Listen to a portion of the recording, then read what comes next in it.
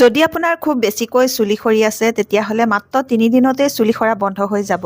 চুলিৰ গুৰিটো মজবুত হ'ব, চুলি ঘন হ'ব, সোনকালে চুলি দীঘলো হ'ব আৰু আপোনাৰ চুলিখিনি চিল্কি চাইনি হ'ব। তাৰ কাৰণে আপোনালোকে এই বঢ়িয়া নেচাৰেল তেলটো বনাই চুলিত লগাব। হাই ফ্ৰেণ্ডছ, আপোনালোক সকলোকে মোৰ অসমীয়া হাউচ ৱাইফ চেনেলৰ নতুন এটা ভিডিঅ'ৰ মাজলৈ স্বাগতম জনালোঁ। আশা ৰাখিছোঁ আপোনালোক সকলো ভালে আছে। আজি আপোনালোকলৈ লৈ আহিছোঁ চুলি সৰা বন্ধ কৰিবৰ কাৰণে, চুলি গ্ৰোথ বঢ়াবৰ কাৰণে, চুলি দীঘল হ'বৰ কাৰণে, চুলিখিনি হেল্ডি কৰি ৰাখিবৰ কাৰণে খুব বঢ়িয়া এটা হেয়াৰ অইল।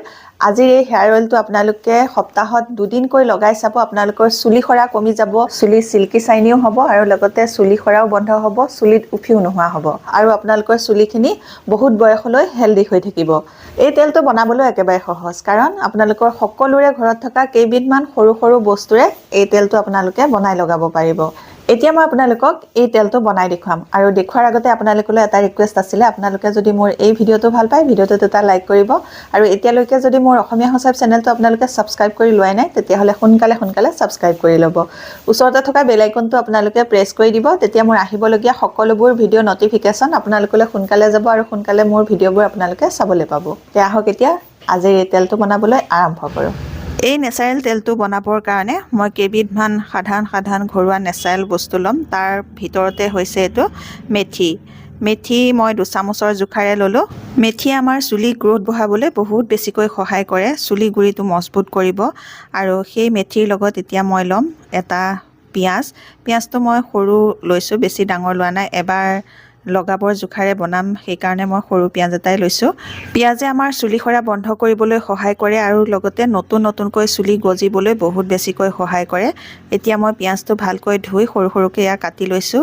এই তেলটো বনাবৰ কাৰণে আপোনালোকৰ ঘৰত যদি লোহাৰৰ কেৰাহী আছে তেতিয়াহ'লে আপোনালোকে লোহাৰ কেৰাহী ব্যৱহাৰ কৰিব পাৰে। মোৰ ঘৰত নাছিলে কাৰণে মই ব্যৱহাৰ কৰা নাই। এনেকুৱা সৰু পেন এখনে লৈছোঁ আৰু এতিয়া মই লৈছোঁ নৰসিংহ পাত কেইটামান আৰু নৰসিংহ পাতেও আমাৰ চুলি সৰা বন্ধ কৰিবলৈ বহুত বেছিকৈ সহায় কৰে। চুলি এটা ভাল শক্তি দিয়ে, যিটো শক্তিৰ কাৰণে আমাৰ চুলি গুৰিটো মজবুত হয়। ইয়াৰ পাছত মই লৈছোঁ 2টা এল'ভেৰা পাত আৰু এল'ভেৰা পাতটো প্ৰথমতে আপোনালোকে ধুই 20 মিনিটমান থৈ দিব। তাৰ পৰা এটা হালধীয়া ৰঙৰ পানী যায়, সেই পানীটো যাবলৈ দিব। তাৰ পাছত আপোনালোকে আকৌ এল'ভেৰা পাতটো ধুই ল'ব। ধুই লোৱাৰ পাছত এনেকৈ সৰুকৈ কাটিব, কাটি আকৌ এবাৰ এনেকৈ ধুব মই ধোৱাৰ দৰে। তাৰ পাছত আপোনালোকে ব্যৱহাৰ কৰিব। এল'ভেৰা পাতখিনিও মই ইয়াৰ লগতে দি ল'লোঁ। দি লোৱাৰ পাছত মই এয়া পানী লৈছোঁ 1 কাপমানৰ জোখাৰে আৰু পানীটো আপোনালোকে ফিল্টাৰৰ পানী ব্যৱহাৰ কৰিব। এই গোটেই কেইবিধ বস্তুৱে আমাৰ চুলিৰ কাৰণে বহুত বেছি ভাল হয় আৰু 2বিধ বস্তু ইয়াত মই পিছত আকৌ মিক্স কৰিম। আপোনালোকে সম্পূৰ্ণকৈ ভিডিঅ'টো চাই যাব, কেনেকৈ এই তেলটো বনাব লাগে সম্পূৰ্ণ প্ৰচেছটো আপোনালোকে চাব। এতিয়া মই গেছৰ ফ্লেমটো অন কৰি পেলাই এই পেনখন বহাই দিলোঁ আৰু ফ্লেমটো দেখিছেনে একদম কমকৈ থৈছোঁ। একদম ল' ফ্লেমত আপোনালোকে এইখিনি ভালকৈ বইল কৰিব লাগিব। যেতিয়া উতলিবলৈ আৰম্ভ কৰিব তাতে আপোনালোকে 5ৰ পৰা 6টামান লং দি দিব। লঙে আমাৰ চুলি গ্ৰোথ বঢ়াবলৈ বহুত বেছিকৈ সহায় কৰে। চুলিৰ কাৰণে লং বহুত বেছি ভাল হয়। চুলি সৰা বন্ধ কৰিবলৈ, সোনকালে চুলি নপকিবলৈ, চুলি গ্ৰোথ ভাল হ'বলৈ আপোনালোকে চুলিত কিবা এটা লগোৱাৰ উপৰিও আপোনালোকে আপোনালোকৰ খোৱা বোৱাৰ ওপৰতো অকণমান ধ্যান ৰাখিব লাগিব। নৰসিংহ পাতটো আমাৰ চুলিৰ কাৰণে বহুত বেছি ভাল হয় চুলি সৰা বন্ধ কৰিবৰ কাৰণে। যদি আপোনালোকৰ খুব বেছিকৈ চুলি সৰি আছে তেতিয়াহ'লে আপোনালোকে এই তেলটো লগোৱাৰ উপৰিও নৰসিংহ পাত দিনে 10-12টামানকৈ খাব। তেতিয়া আপোনালোকৰ চুলিৰ কাৰণে বহুত বেছি ভাল হ'ব আৰু লগতে এচামুচকৈ আপোনালোকে তিল খোৱাৰ অভ্যাস কৰিব। তেতিয়া আপোনালোকৰ চুলিখিনি কম বয়সতে নপকিব। চুলিখিনি বহুত বয়সলৈ আপোনালোকৰ নপকাকৈ ৰাখিব পাৰিব। এতিয়া এনেকৈ উতলি যেতিয়া পানীটো একেবাৰে কমি যাবগৈ আৰু বস্তুখিনিও ভালকৈ সিজি যাব, তেতিয়া গেছৰ ফ্লেমটো অফ কৰি দিব লাগিব আৰু অকণমান ঠাণ্ডা হ'বলৈ দিব। ঠাণ্ডা হোৱাৰ পাছত এতিয়া মই এইখিনি চেকি ল'ম। ভালকৈ চেকনি এখন পাতি আপোনালোকে ইয়াৰ পৰা হেঁচি ৰসটো উলিয়াই চেকি ল'ব এনেধৰণে, যাতে বস্তুখিনি গোটেই গুণটো এই পানীখিনিলৈ গুচি আহে। তাৰপিছত চেকি লোৱাৰ পাছত এতিয়া মই আনিছোঁ এইটো তিল তেল অলপ মিক্স কৰিম ইয়াতে। যদি আপোনালোকৰ ঘৰত তিল তেল নাই তেতিয়াহ'লে আপোনালোকে নাৰিকল তেলো দিব পাৰে, নহ'লে অকণমান মিঠাতেলো দিব পাৰে।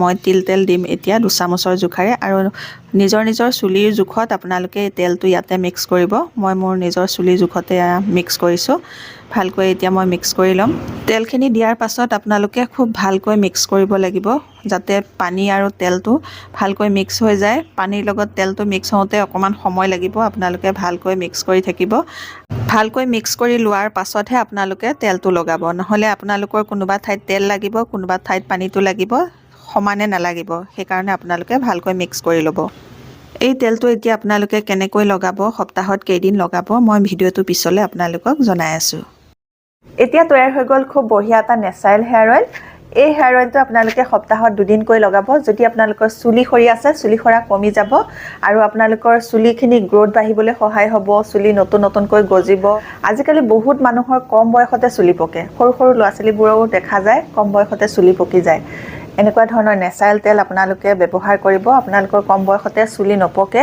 আৰু আপোনালোকৰ চুলিখিনি বহুত বয়সলৈ হেলদি কৰি ৰাখিব বহুত বয়স হলে আপোনালোকৰ চুলি নপকিব চুলি নখৰিব চুলি গ্ৰোথ বাঢ়িব চুলিখিনি ঘন হ'বলৈ মজবুত হ'বলৈ সহায় কৰিব আৰু এই তেলটো এতিয়া কেনে ধৰণে ব্যৱহাৰ কৰিব তাৰ নিয়মটো দেখুৱাই দিছো এই তেলটো ব্যৱহাৰ কৰিবলৈ মই এডাল ড্ৰপাৰ লৈছো আপোনালোকে যদি ড্ৰপাৰ আছে ড্ৰপাৰ ল'ব যদি ড্ৰপাৰ নাই তেতিয়া হলে আপোনালোকে স্প্ৰে বটলতো এই তেলটো ভৰাই ল'ব পাৰে নহলে আপোনালোকে এটুকুৰা কপাহ ললেও হ'ব কপাহ টুকুৰা ইয়াতে তিয়াই আপোনালোকে চুলি গুৰিটো উলিয়াই ল'ব লৈ পেলাই চুলি গুৰিত এনেকৈ লগাই এনেকৈ মাসাজ কৰি দিব যাতে চুলিৰ গুৰিটোত ভালকৈ তেলখিনি লাগি যায় এতিয়া মই এডাল ড্ৰপাৰ লৈছো ডপাৰে লগাবলৈ ভাল একদম চুলি গুৰিলৈকে ধুনীয়াকৈ লাগি যায় কপাহে লগাবলৈও ভাল হয় কপাহ এটুকুৰা লৈও আপোনালোকে লগাব পাৰে এনে ধৰণে চুলি গুৰিত দি পেলাই ধুনীয়াকৈ মাসাজ কৰি দিব আৰু ইচ্ছা কৰিলে আপোনালোকে এই তেলখনিত